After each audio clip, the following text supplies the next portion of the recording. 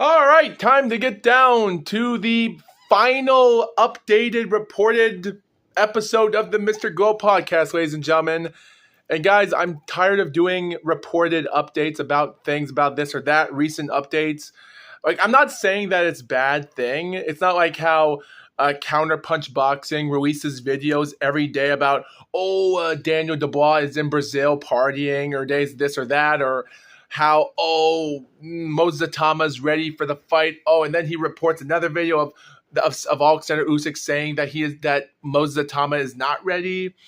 And it's like, there's too many reports about that. It's like you make so many videos about it, like you do so much about it. Like if I was talking about it all the time, I would have to keep making more episodes of the Mr. GLOAT podcast, and my throat would hurt so much.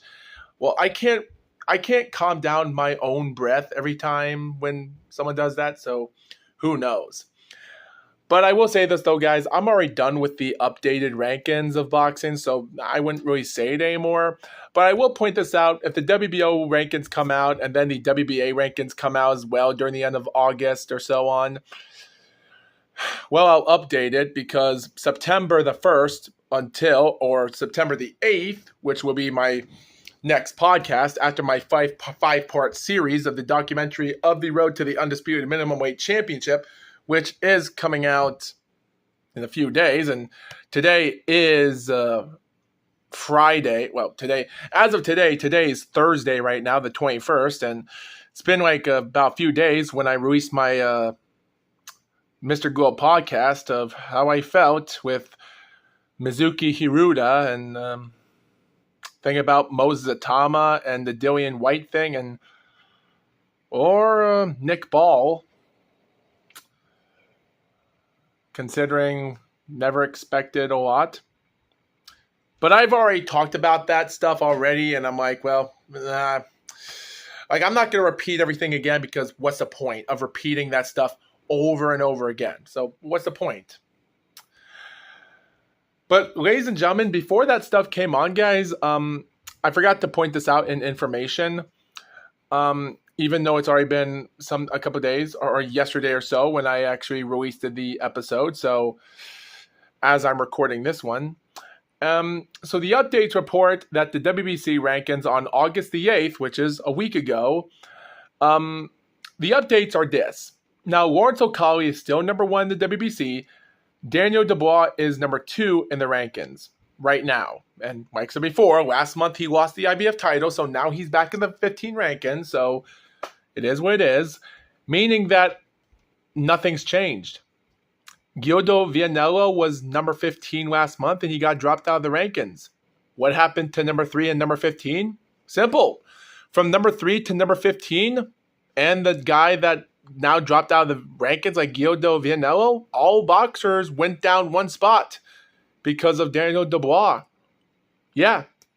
Anthony Joshua, F.A. Jagba, Martin Bakali, Philip Hergovich, Frank Sanchez, Bakadir Jalilov, Joey Zhang, Richard Torres, Moses Atama, Deontay Wilder, Derek Chisora, Jared Anderson, and Justice Hooney. They were number 2 to number 14, and they all dropped down one spot to number 3 to number 15 for each of them.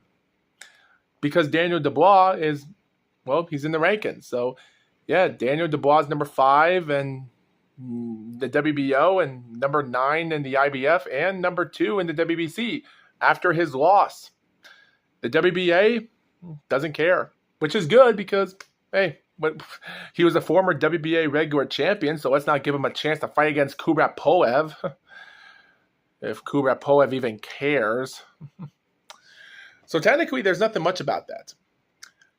And guys, even though there's like 3 topics to talk about, and I already got through that one, this episode is going to be a doozy. For the next 15 minutes of this episode is going to be a little bit of a short video. But guys, I think for the next 45 minutes, this is going to be a 1-hour-long episode of craziness. Because considering this is already the end of an era for me for doing a Mr. GLOAT podcast, so I might as well spit this information out now than later, because this one's ridiculous. I just don't know what to say because this is ridiculous. But before we get to that, I might as well get a little bit of a drink here, a little bit of a milky drink made with green tea extract, vanilla chai, neutral flavor. Why not? If I know how to open this thing. Oh wait, does this thing have a 5 cents? It's a recycling thing. Oh good. I wouldn't have to trash this in the trash can. Ooh. At this moment, guys, I might as well call my interesting taste. Green tea extract. I have had green tea before. I didn't like it. Well, cheers.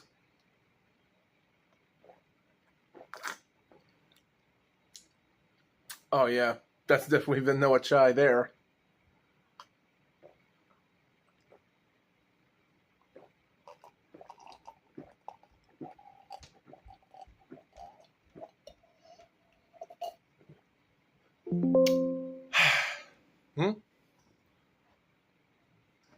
Oh, maybe I might as well get that off of it.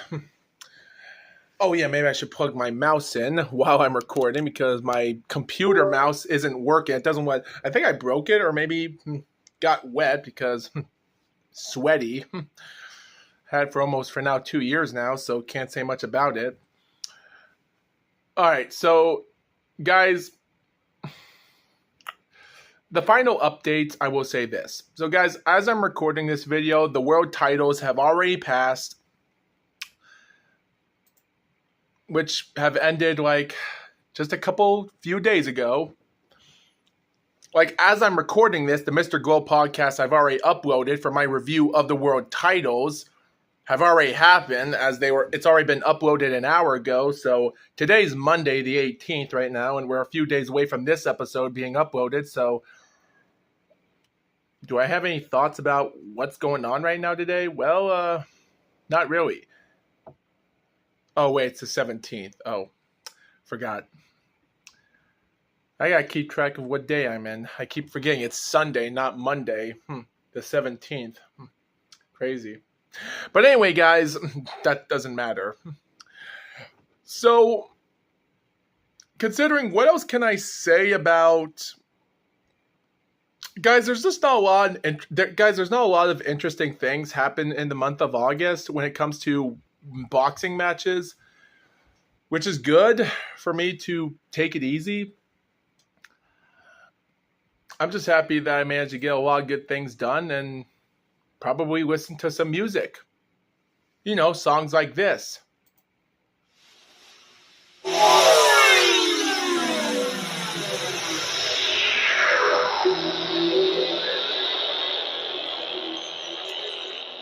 And if you're probably wondering what that is, that's a song called Automatic Man, which is written by Michael Sembello, the guy that made the song She's a Maniac. Seriously, listen to it.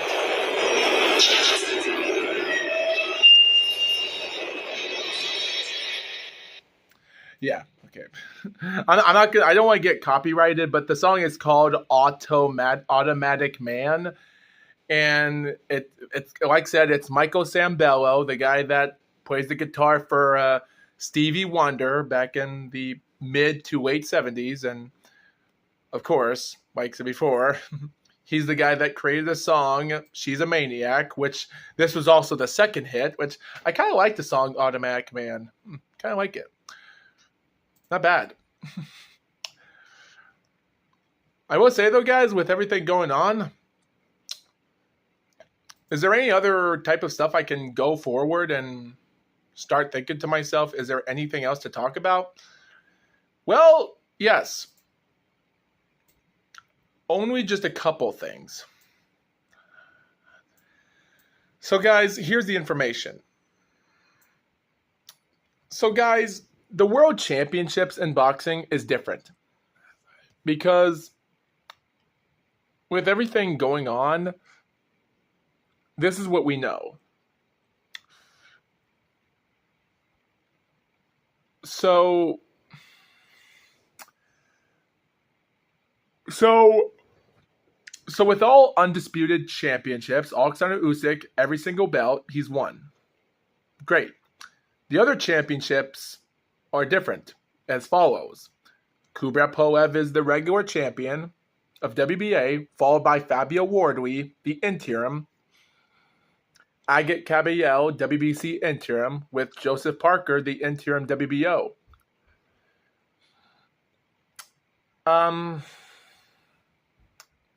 I really can't say whether or not there was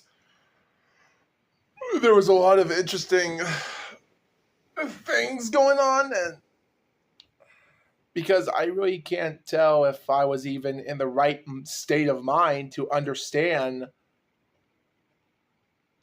if any of this is accurate. Because, guys, you have guys that are interim champions right now, and at this moment, it makes you wonder which one deserves to fight Alexander Usyk. Because, hey, Alexander Usyk did say he had 2 fights left in him, and, of course, he changed his mind, saying after he defeats Darren Dubois 2, he has 2 fights left, which still doesn't make sense, because I just find that hogwash. Because I'm like, he fights Dubois, he has 1 fight left. All right, great. Like, don't change your mind and then say, oh, after this fight, I'm going to have 2 fights left, even when you already said 2 fights left. So, and of course, Usyk's trainers and team say, nah, he's just going to continue fighting. And at the end of the day, guys, Ukrainian people are different than other human beings. Like, guys, it is interesting when you have the former Ukrainian champion, that's Alexander Usyk's friend, which has to be one of the greatest Ukrainian fighters, even though he is an unlucky person in the boxing world. And of course, I don't have to tell you who he is, because he's the best than anyone else, and that is Vasyl Lomachenko. Yes, for a lot of his career, and he's only done 21 fights, and he decided to call it quits last year ago. So us humans, there's a lot of chances that we would call it quits if we want to. Like our Russian buddy, that's the UFC undefeated fighter, 29-0. And that guy, is there a reason why he quit during his early career? At the end of the day, that's how people play in their career.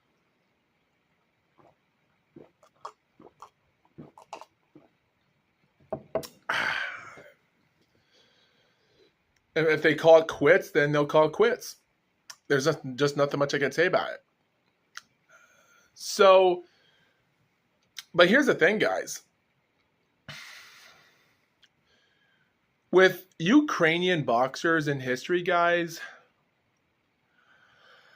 there's so few of them that are champions in boxing and some that aren't. Like, guys, talk about Serhiy Bohachuk, ranked number 5 super welterweight boxer, the guy that had the WBC interim world super welterweight title but lost against Virgil Ortiz last year in August. Dang, a full year after that? Sheesh.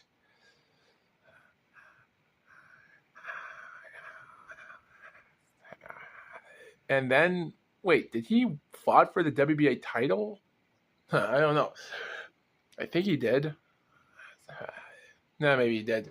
But still, there's not a lot of Ukrainian boxers that are in the champions of all boxing, but the ones that are, and some that are lucky, well, because it seems like Ukrainian boxers do take a little bit of an interesting career into themselves more than any other human being can do. But when you look at it from a perspective, I do say that there's actually more to this when it comes to who's the greatest of all time.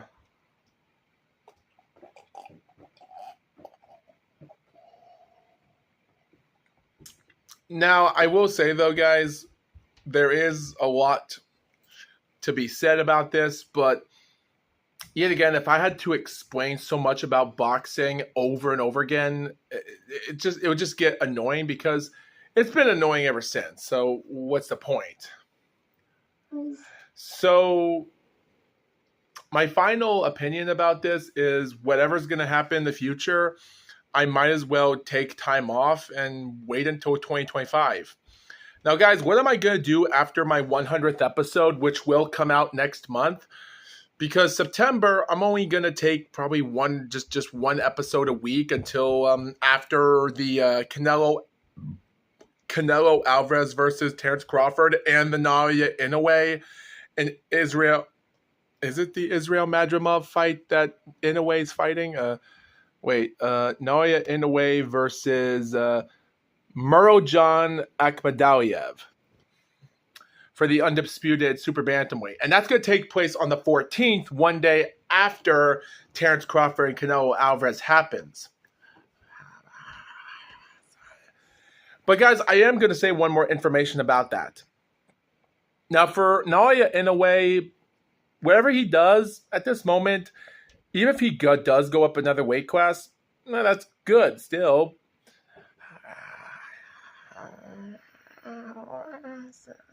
But still,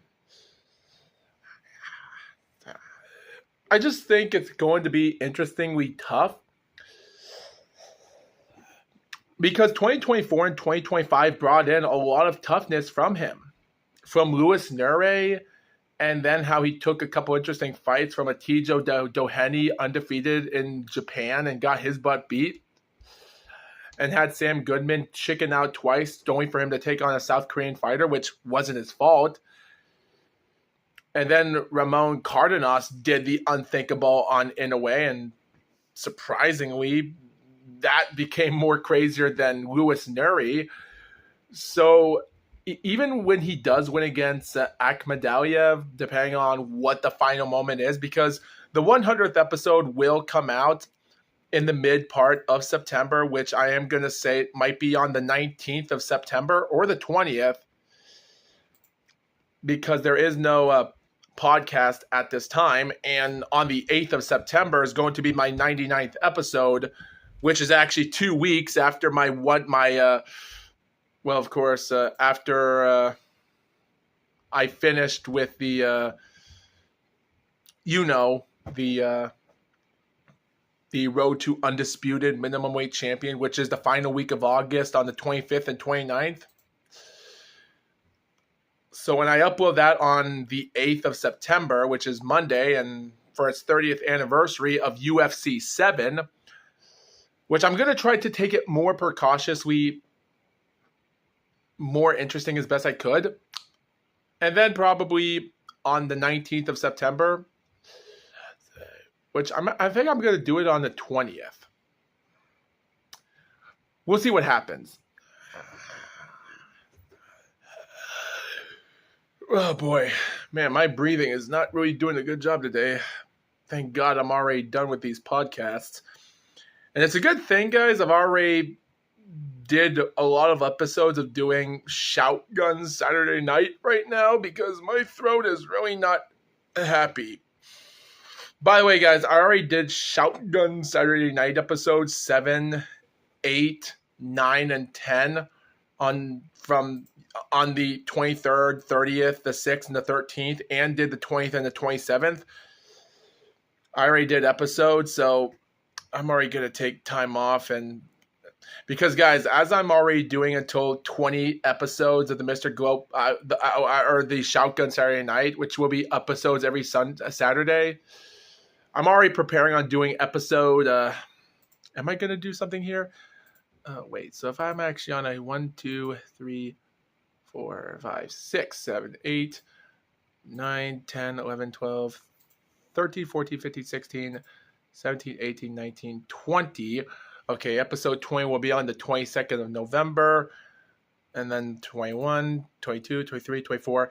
So the 25th episode on the 27th of December, I'm going to try to make a new theme song or a new intro for my channel of Shotgun Saturday Night. But I've already pulled out a couple interesting moments for episode 10. So yet again, guys, I've already picked up my own breathing right now. So, yeah. So technically, Shotgun Saturday Night is going to be a series about bare knuckle boxing. So if you're not into that, then it's not for you, but it's for international purposes for UK. So I am going to do some talking on the channel, but those episodes are like 20 to 35 minutes long. So keep that in mind. How much time? 20 minutes.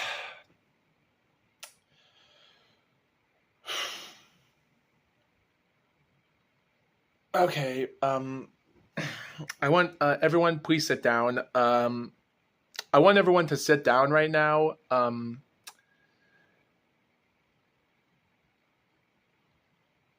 Guys. So, guys, last month ago, Terry Bollea, aka Hulk Hogan, passed away. And guys, a few days ago, while at the time when I was after, well, it was actually like one day before Mizuki Hiruda and the Naomi fight was going to take place. I remember it was actually Thursday. No, it wasn't Thursday. No. It was actually the 8th of, it was actually Friday. It was actually Friday, August the 8th, which was like a week ago. And I was trying to look up information, and to be honest, it's been about over a week since this happened. And at this moment, so guys, this Mr. GLOAT podcast, I don't like to talk about professional wrestling. Like, because the Deadlock podcast does it, the Brian, Vinny, and Craig show, and the Internet Wrestling Observer News does that stuff, but I just got to talk about this. And I don't know if Deadlock or Wrestling Observer, Internet, or Brian, Vinny, and Craig have talked about this topic. I don't know if Deadlock's talked about this topic. I don't know if anyone knows about this or does even care about talking about this. This is ridiculous. Guys, Hulk Hogan has had a lot of weird, dumb moments in his career. And ignoring the stuff outside of the ring and him using the N-word and what happened to his son being in jail in front of black people, which was also the cause of other stuff about that, which we won't get into because his son does like getting involved in car crashes and not caring about the law. And I have watched season 2, one of the episodes of season 2, when his son tried to get a driver's license on Hogan Knows Best. And they showed a video of his son reacted to a video when he was in a building trying to get his license, being warned from not being involved in car accidents and such. His son still doesn't give a damn. Yeah, not good. And then, before his first wife divorced him because of that after season 4, it just seems ridiculous because later on from other stuff and this or that, from the George Foreman grill and him saying he boxed George Foreman in 3 rounds or so, which is interesting.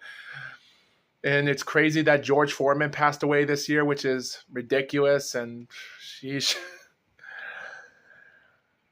But guys, it's so weird when you look up information that's crazy. This is so funny. It makes me want to talk about this because we're already to the end of this. Is already the end of the line here of talking about the Mr. GLOAT podcast.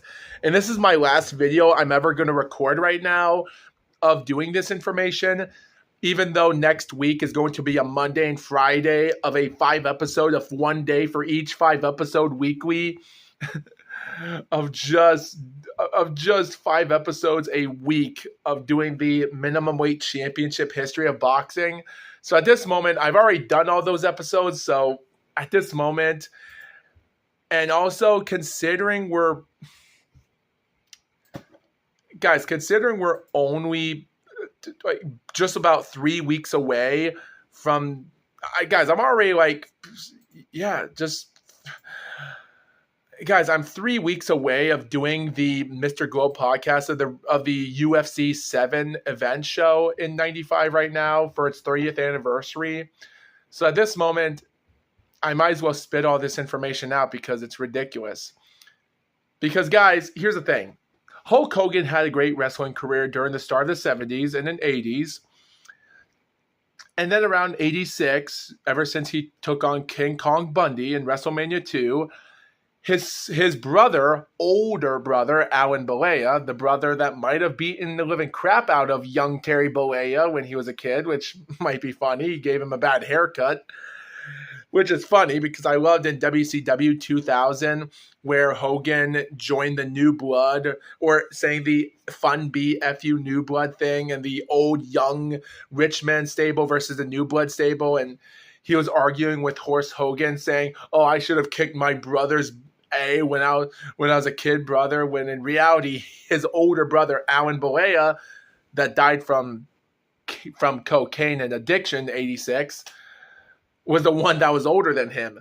And Horace Hogan, ladies and gentlemen, fun fact, guys, Horace Hogan, at the time, he was actually pretending to be Stone Cold Steve Austin with knee brace, bald, gold, this or that, chain, pretending to be Stone Cold Steve Austin, which is funny. It comes out because he is the nephew of Hulk Hogan. But in reality, he's the cousin of Mike Awesome's cousin. Horace Hogan and Mike Awesome are cousins in real life. And Mike Awesome was the ECW champion when he went to WCW, which he would later become the 70s guy's Mike Awesome of the 70s guy and the Fat Chick Thriller. But at the time, he was actually known as the career killer Mike Awesome. And he did amazing moment, power slamming Hogan through a table in one match, which was after Hogan lost against someone because he's a jobber. It was funny. But guys, before all that craziness happened, back in the 80s, ladies and gentlemen, there was one fun character that I just never knowed existed. And I'm wondering, does Deadlock Podcast know this guy existed? Does New Legacy Inc. know this guy? Does Brian, Vinny, and Craig from Wrestling Observer know about this? I'm curious to know.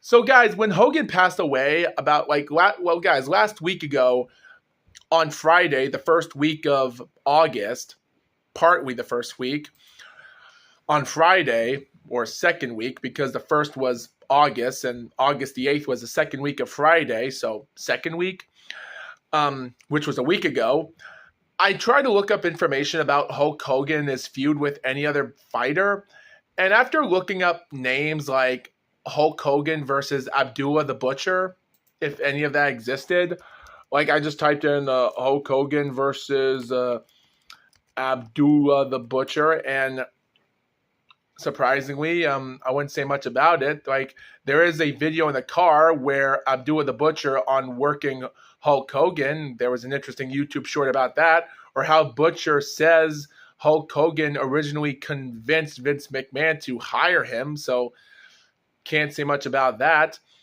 And then I tried to look up other names for what about the Renegade? That was the guy that was not supposed to be the Ultimate Warrior in WCW, which was a failure. Or talk about him versus the Iron Sheik. And then I look up, what about him versus the Twin Towers? I was saying Hulk Hogan versus this. Hulk Hogan versus Richard Belzer. Hulk Hogan versus John Stossel. And then I go to WCW and say Hulk Hogan versus Jimmy Hart. And then I type in other name like Hulk Hogan versus Vader. And it shows a few videos. And I found 3 videos that were interesting online.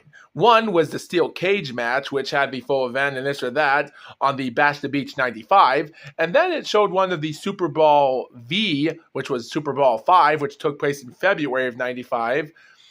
And then for some ridiculous reason, not only they show a promo video, but then as I'm scrolling down, I come up with a random thumbnail of a guy that's very bald,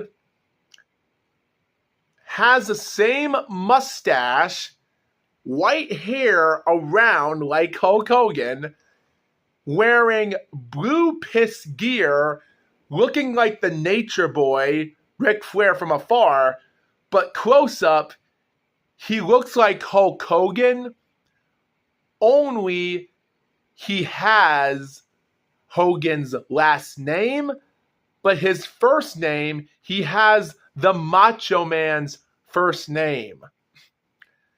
The title of this video by YouTuber Old School Wrestling, the title, Vader versus Randy Hogan, 1994, January 29th. And I look at the thumbnail of the video, it shows a guy with a white mustache streaked like this, white hair to the back from here, very bald. And the sign script of the graphic cards in the bottom shows Randy Hogan.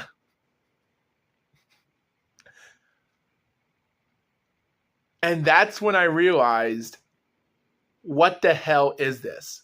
And I do like to apologize. I'm sorry for saying that word. I apologize to God's name. I'm sorry for saying that. I apologize to that. What the heck is what I meant to say? But I'm serious. In my mind, I was like, what is this? And before watching the video, I go to Chrome, I type in the word Randy Hogan, and surprisingly, we got a Wikipedia page which shows the guy, Randy Hogan, wrestler, born in June 27th, 1952, at the age of 73, living in Detroit, Michigan. And yet again, it's so ridiculous. And it stated that he was trained by wrestler Jerry Oates and Ted, and also people like Marty Jannetty. But when it comes to this, they said that his height, he's 6 feet tall, 220 pounds, and he wrestled in 1981 to 1994. And some of his wrestling shows, he went to NWA in 88 to 89, and in WWF in 89 to 90, and some in 1993, went to WCW in 93 and 94. Thing was, when looking at all of this crazy stuff that's happening, I question it.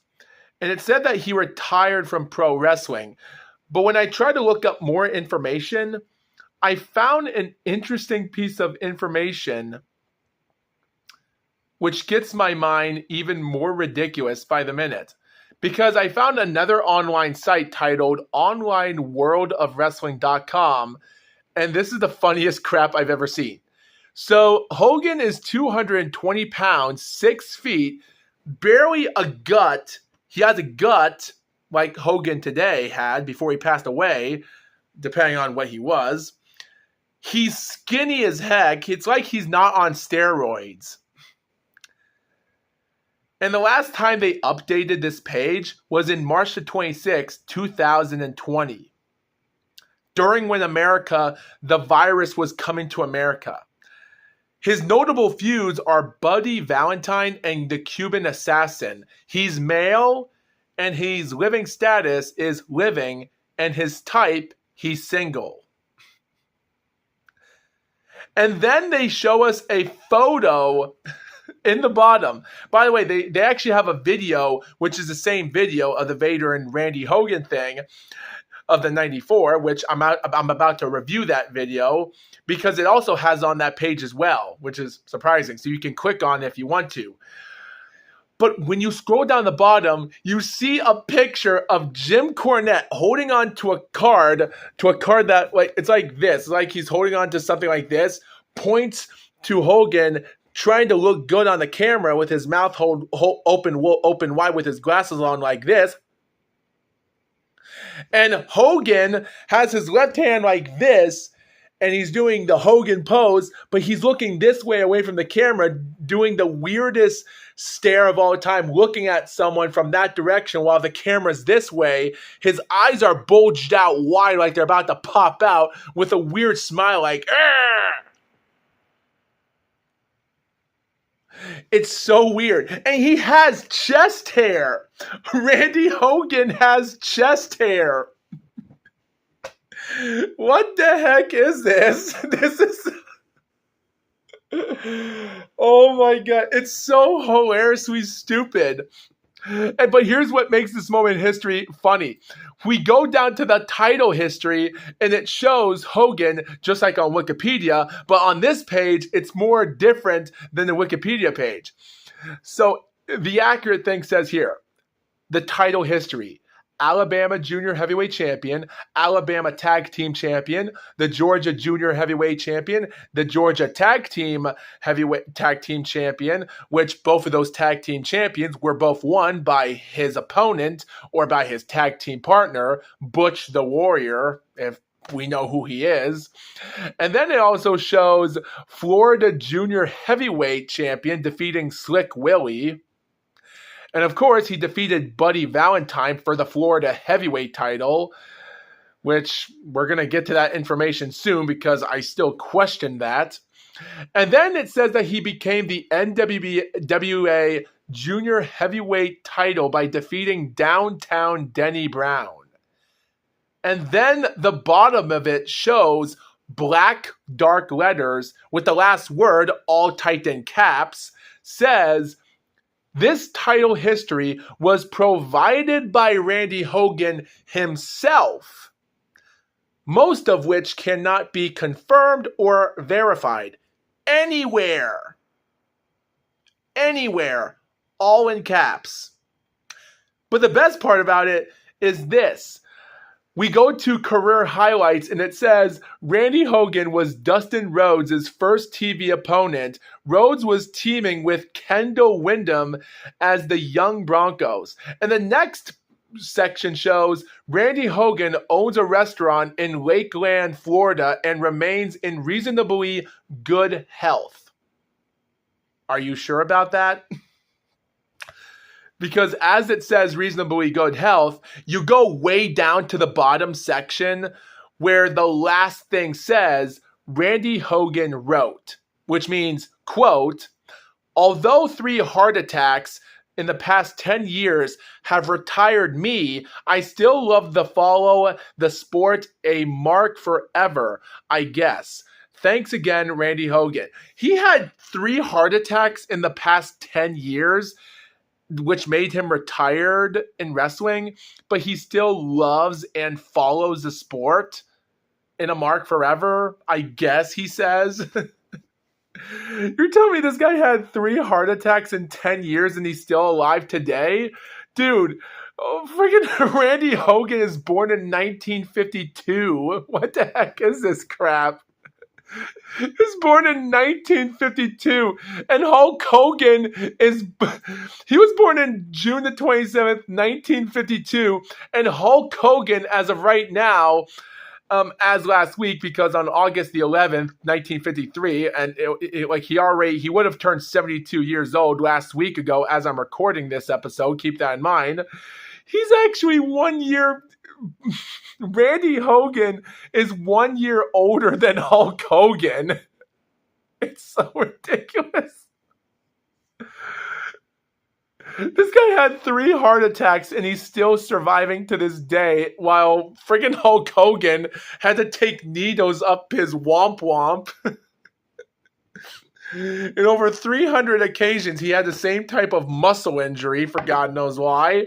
And then when he was in TNA in 2009 to 2012, or 2010, you like to call it, he already had 8 surgeries in 1 year, having weekly surgeries of having his knee get cut open, his womp womp and his dingling getting cut open, and all these surgeries he had to get. Which is ridiculous, and he had to get so many surgeries because of those steroids he had. Jesus. Someone get Hogan out of here, man. This sucks. This is so horrible. Randy Hogan had 3 heart attacks in 10 years, and he's still alive. The guy wasn't even on steroids. What the heck? Randy Hogan. Guys, Randy Hogan's body doesn't look like he's on steroids. It's so bad. Oh, and by the way, guys, talking about his career highlights, it also says here next to the top area, the 3rd section of the career highlights, which is one above the part I said about Hogan owning a restaurant and saying he's in reasonably good health, I guess. It also says in all black letters here saying, "Special thanks to Randy Hogan himself for helping to fill in the content on this profile." You're telling me on March the 26th, 2020, or maybe year later or so on other information he had to put out, this Randy Hogan decided to put out information of him being an Alabama, Georgia, Florida championship and a junior NWA champion, and no one knows if this can't be confirmed or verified anywhere, depending on if it's true or not, depending on if he's a truther. I'm not calling him a liar, but I'm not calling him a truther. But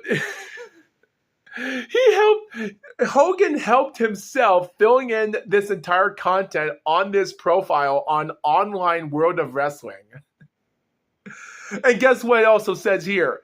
Career highlights. From 1988 to February the 10th was the NWA and WCW when he took on Nikita Koloff and the Powers of Pain with Barbarian the Warlord, when him and Gene Miller and Steve Atkins lost.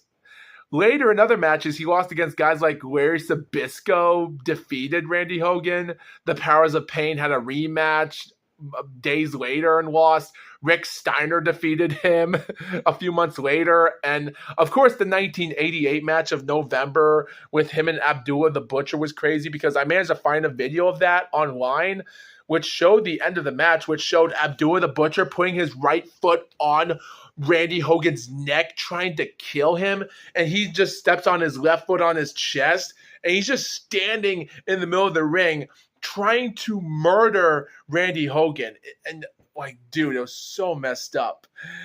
It was so messed up. And then, of course, by 89, he loses against guys like Kevin Sullivan and Steve Williams, I guess Dr. Death of the Varsity Club, I guess, which he lost against Mike Collins and Randy Hogan to retain the NWBA United States Tag Team title, which I wish Randy Hogan won that match.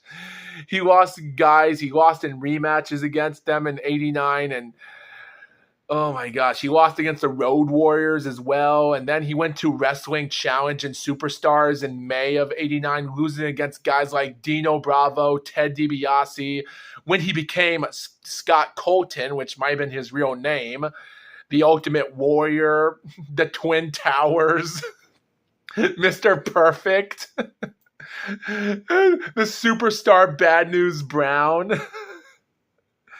Oh my gosh. It's so all of this history, Wajam. I read every single bit of it. On all of these history matches, Hogan lost. Whether if it's Scott Colton or friggin' Randy Hogan. It's so hilarious. He lost against guys like Jim Duggan, Brutus the Barber Beefcake, Boris Zukov, the pedophile guy, Nikolai Volkov, oh my gosh, and Ted DiBiase again, and another Dino Bravo, and he even lost against the Honky Tonk Man. From guys like Akeem, the Warlord, Earthquake, oh my god, Rick Rude, or even the Demolition Tag Team Champs, and my gosh.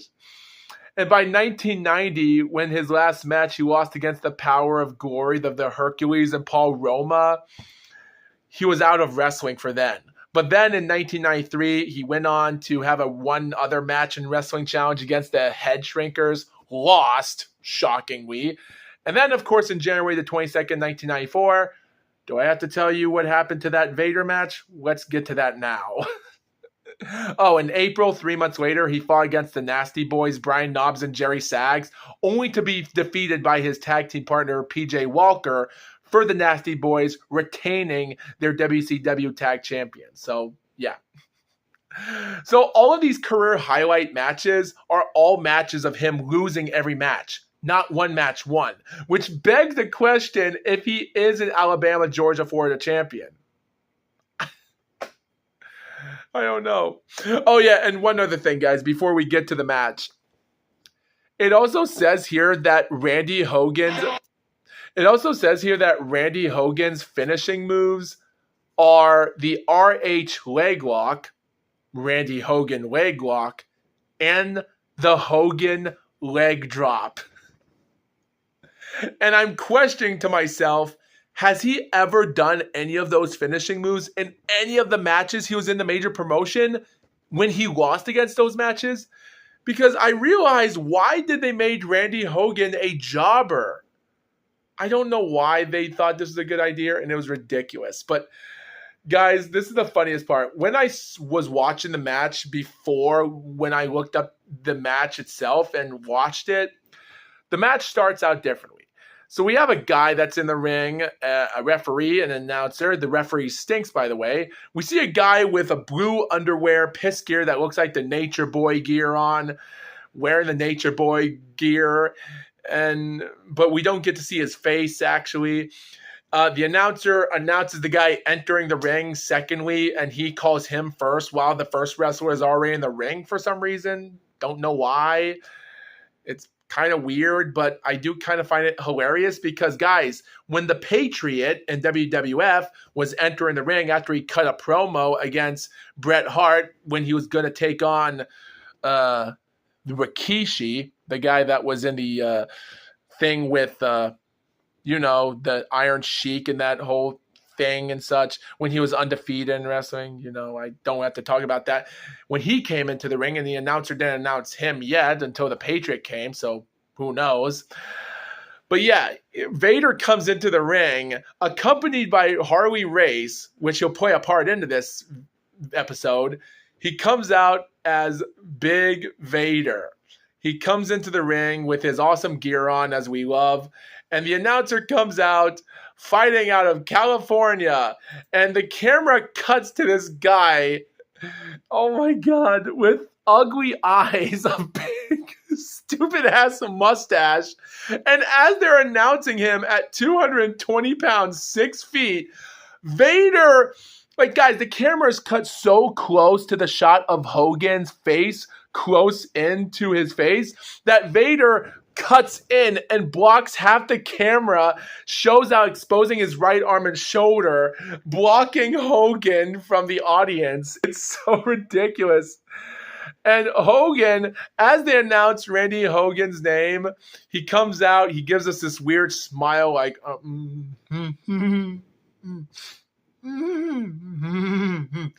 which is weird because Hulk Hogan doesn't do that facial expression of a smile. He doesn't even do this. He doesn't do the Hogan pose, nothing. They say, Randy Hogan. He just goes, oh, he just does this. That's the only thing. Like, Randy Hogan has Macho Man's first name and Hulk's last name, wearing Ric Flair's piss gear.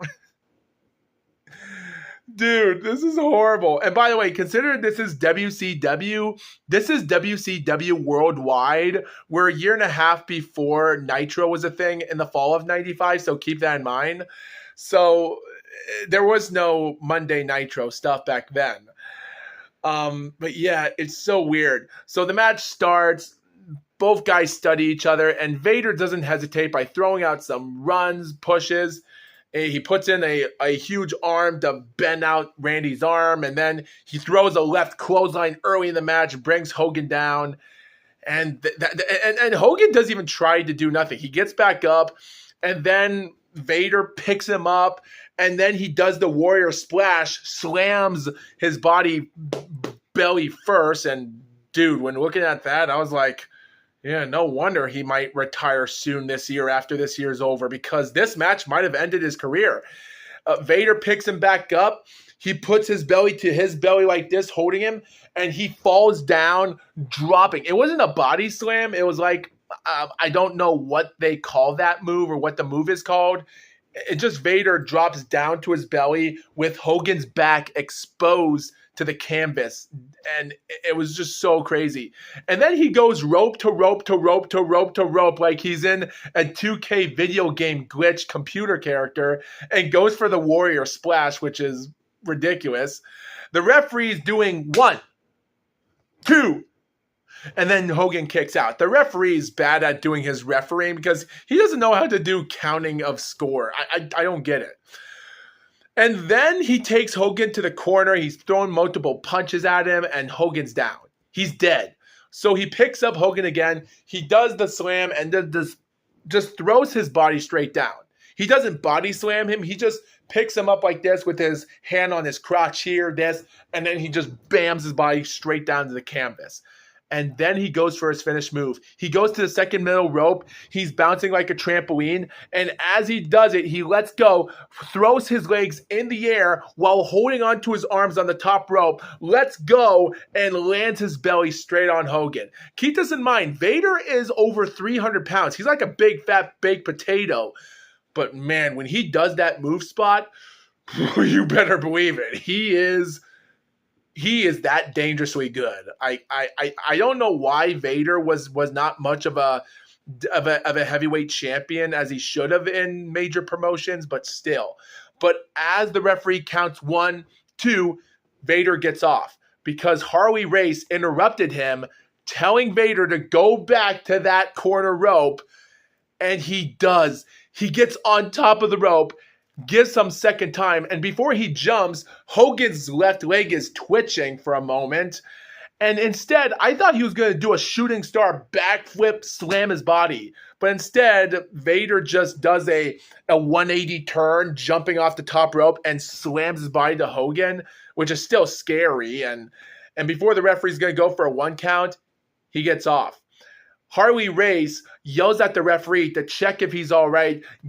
Count it, ref, count it. He doesn't want to pin him. He just wants to win by KO or something because the referee grabs Hogan's arm, drops it to see if he's going to get back up. He counts from 1, 2, 3, 4, 5, 6, 7, 8, 9, 10.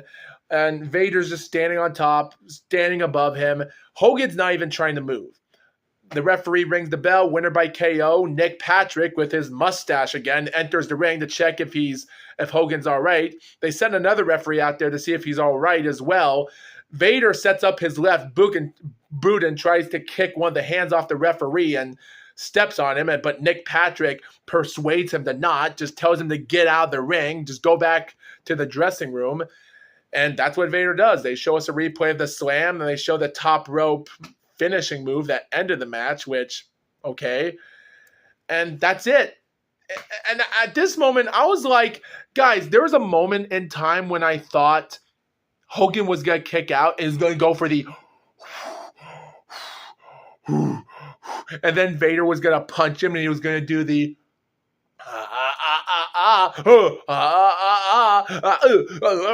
brother. I thought Randy Hogan was going to do that, but when I realized that Randy Hogan was not that type of guy, I was like, oh, that upsets me. By the way, there's a video on YouTube by YouTube channel Hannibal TV that did a video talking about his worst opponent, which was this match I reviewed. And I have seen the video, and I understand. I understand why he hates it, but guys, I wish there would have been more to it. And I know I'm talking so much about this entire topic, but if I'm trying to make a long podcast about this, I might as well. But guys, there is one other video I do want to share because I might as well do it now. Before making this video, guys, there's actually a video that was also by the Hannibal TV. And this was uploaded on November of 2022, the final day of November, titled Randy Hogan on What Hulk Hogan Thought of His Gimmick. And it's 4 minutes and 58 seconds long. And when I listened to it, this is what he had to say. This was ridiculous because when I clicked in the first minute of the video, which I'm about to push it now, this is what happened. Hulk Hogan feel about you doing the gimmick while you were in WCW at the same time as him? So obviously. No, I wasn't. It was funny because, of course, he was up in WWE or WWF. His voice is not good. And I was in WCW. Well, when he came down to WCW, this is when I had pretty much gotten out. I had a little wrestling show on a radio station. When Hogan came down to WCW, they did a big, like a ticker tape parade at Disney. And so I went as a reporter, as a representative of the radio station. Was still having his people thought there was a plant and whatever. No, I wasn't. I was just another guy working the 9 to 5 that got to go see him in that. So I was like maybe a couple of people back from the front of the stage he was on. And he looked, I don't know if he looked at me or not, but he looked down and looked at me again, just kind of a little nod like that, and that was it. Now, I don't know if that was an acknowledgement that he saw me or knew who I was, because at this time, again, I had the blonde mustache. I still had the blonde hair. So, is it possible that he was looking at his twin self? Maybe he was looking at Alan Balea. He was looking at his brother. He thought his brother was alive. Maybe it was Horace Hogan. Who knows? So, anyways, by the time he came to WCW, I was pretty much out of it and was just doing some independent stuff. Did a couple of house shows, WWE stuff, and WCW when it came down. But he wasn't around then. And then he left, and then I started doing TV again. So it was me, and then him, and then I came back, and he left. So we were going this way the whole way. How does he feel about my gimmick? I didn't really know until less than a year ago. Doing a convention, and I was in, where was I? I think I was in Rome, Georgia. Jimmy Hart was there. Or no, I'm sorry. I was at the big event in Albany, New York. And I was right across the aisle from Jimmy Hart, who in real life is one of Hogan's best friends, business partners outside of wrestling and stuff too. And again, I'm just a big fan. I'm just in awe. God, Jimmy Hart. So then I start thinking, well, God, here I am now doing the Hogan gimmick type thing. What's he going to say?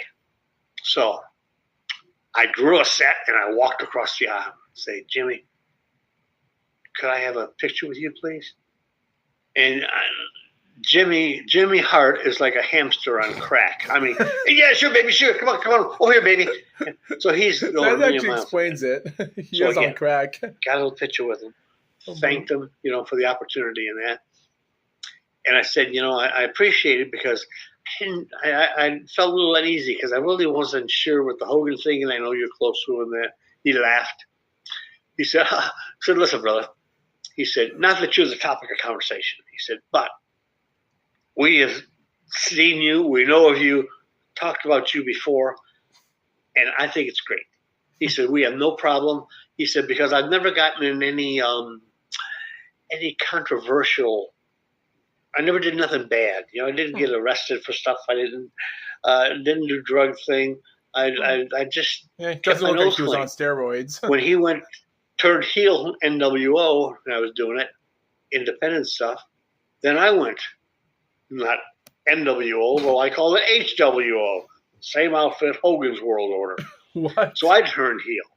When he came back to the we don't know about this information. And I came back the same way. So that was the whole story. So Jimmy said, he said, you've never done anything to tarnish the name or take advantage of anything. He said, I appreciate you. He said, we have no problem with it. He said, I love the look. I love the gimmick. He says, you go for it, brother. I says, okay. And that was it. So that was my okay to continue doing what I'm doing 25 years after I was in the ring. If I knew that, I'd have done it earlier. But that's the whole story of the Hogan thing. Do you know Hogan? No. Do you know? To this day, I have never met Hogan. Thank you for watching the Hannibal TV. Please like. Maybe you almost did. Maybe Hogan saw himself and thought, "Who the hell is that, brother?" It's just first time he just saw. Maybe he thought he was looking at his own shadow when he was debuting for WCW. Oh my god! So wait a minute, you're telling me that he was in. So technically, you're telling me that he was in WWE. And Hogan would be in a Japan show. He would go to WWE or so. He would go to WCW. He goes to WCW, but then Hulk goes to WCW, and then he leaves after 94 or so.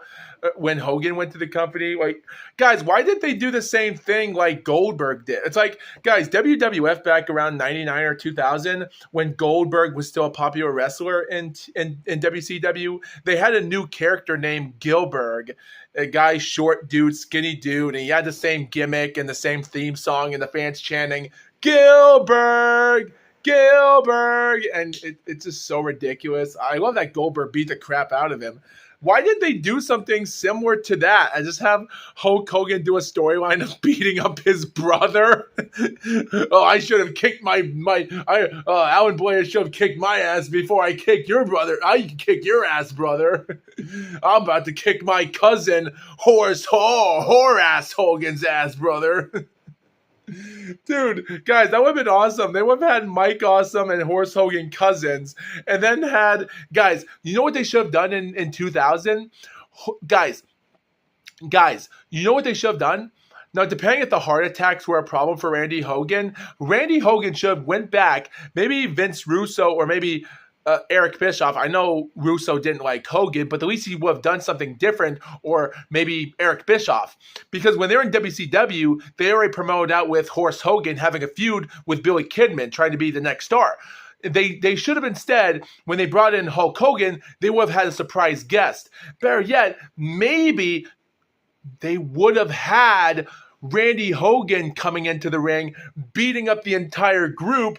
Guys, you know that match when Eric Bischoff gave a rule stipulation that if Horace loses against Billy Kidman, he's fired. But if Hulk Hogan steps into the ring, he's fired. And then he gives out that rule about, oh, it's a no disqualification. Oh, weapons are allowed. Oh, it's false count anywhere. Oh, it's a handicap match. It's an I quit match. It's everything, blah, blah, blah. It's just so ridiculous. You know what they should have done? They should have had Randy Hogan. They should have had Randy Hogan coming into the ring with Hulk Hogan's WCW music on. Just run to the ring and beat the crap out of them, not even knowing. And then had Horace Hogan winning, saying that Horace is fired, when in reality, it wasn't Hulk Hogan. But everyone thinks it was Hogan, but it was Randy Hogan the whole time. Wait, better yet, they should have brought Randy Hogan in to be Stacy Keibler's baby. They would have made the promo when Stacy Keibler was pregnant with the baby with David Flair and told her that the baby belonged to someone else. Instead of Ric Flair, it should have been Randy Hogan was the father of the baby. They should have done that. Oh my gosh, they should have done that. Like Vince Russo would have brought in Randy Hogan. They brought the theme song in. It's like, guys, you know what they should have done? Before Stacy Keibler went up and confessed and told David Flair that the baby isn't yours, I'm pregnant, but it's not your baby, it's someone else's. They should have brought in the Hulk Hogan theme song, and it would have been Randy Hogan walking into the ring. Everyone thought, wait, Hulk Hogan is the father of the baby? No, it's Randy Hogan, his Hogan's brother. Guys, if they didn't want Randy Hogan or Hulk Hogan to be in the company at the same time, if that's what Randy Hogan said, because when Hulk Hogan went to WCW, he left the company, and then he went to WWE back in the 80s, and Hogan came back, and then he went to WCW, this or that, and blah, blah, blah. That's what they should have done. It's like he left the company in Bash the Beach 2000 when that whole problem and the controversy of Vince Russo and such.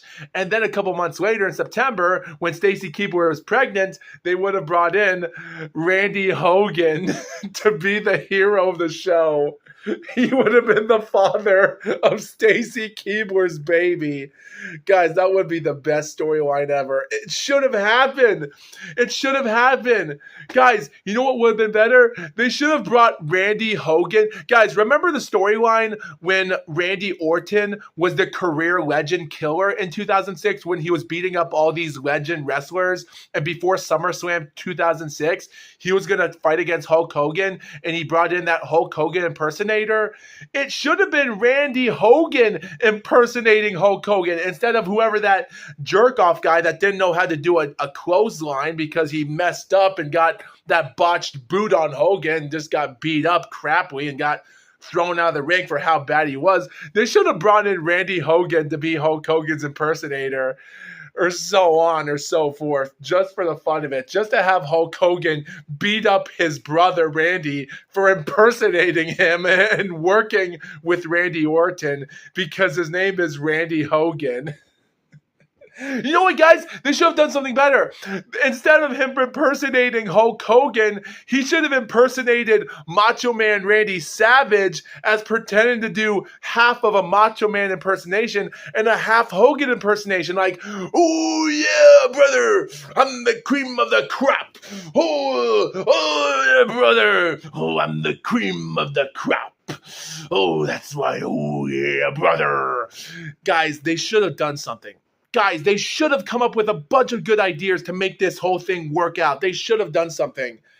Guys, I'm really upset I'm really upset looking at all of this information, highlighted information on Online World of Wrestling, and all the career highlights show from 88 to 94, all the matches Randy Hogan fought. He lost every match. So I find it hard to believe that he's actually a champion in 3 states and an NWA junior heavyweight champion. And if it's certain, why is there no video about it? Like, I'm really confused, guys, about this. And I don't know, guys. It's so ridiculous. Like, guys, we have to settle things here, guys, because there's so many information here that we're trying to find out, but this is the most ridiculous thing I've ever had to review my whole life. And to be honest, we're not even... I don't know how this stuff never existed, guys. Because, guys, I don't know why this was off the radar for me. Because I didn't know Randy Hogan existed until last week ago. Because I was just searching up information about Hulk Hogan and his feuds and his controversies with other wrestlers and what they had to talk about Hogan when he passed away a few weeks ago. So I wasn't really expecting to find a gold mine here, and realizing that there was another guy that looked like him. It's the most ridiculous thing. Guys, they should have done something. They should have made Randy Hogan got over here, because they already made Horse Hogan become a ridiculous person looking like Stone Cold Steve Austin and joining the New Blood Factor. So they should have done something here to prevent something from happening, but I don't get it, guys. They should have done something here. And I guess Randy Hogan, when he retired from wrestling in 94 due to his 3 heart attacks, like, yet again, he should have recovered from something and then went into the company in 2000 and just made a fool out of the company. Like, it would have been bad, but still, it would have been entertaining for how ridiculous it was in 2000, because they should have done something to do something here. Better yet, they should have had that triple-decker steel cage match of the heels versus babyface Vince Russo and his tag team fighters with Kevin Nash. Him saying that I'm not a fighting champion. I'm not defending the title. I only defend the title once a month. I'm going to wait on the 29th day on 11:59 p.m. every month to defend the title. Imagine if Randy Hogan came in, beat everyone up, instead of the Cat coming in and kicking Vince Russo when Russo was holding on to the belt. They would have brought Hulk Hogan, gave him a clothesline and a big boot, stole the world championship without celebrating and leaving the ring. But then suddenly, bam, Bret the Hitman Hart kicks him, and Scott Steiner puts on the Steiner recliner, and it would have been the same thing as what happened to Goldberg. They would have done something to that. They should have done something that dumb to think that Hulk Hogan came back to the company. Guys, it's almost like when they had Glenn Jacobs being fake Diesel and the other guy, Rick Bogner, being fake Razor Ramon. When the other 2 guys went to WCW, they should have done something here. They should have done something to create a masterpiece, but they didn't. And yet again, that's all I have to say about this entire episode. So if you guys have any ideas about this, let us know, because I'm spent. I'm done. Jesus Christ, it's been over an hour since I recorded this. Oh boy. Anyway, guys, thank you for watching this episode, and see you next Monday, ladies and gentlemen, when you do the entire episode of the Road to Undisputed Minimum Weight Championship. Let us know what you guys think about Randy Hogan, and see you next time. Bye-bye, everybody.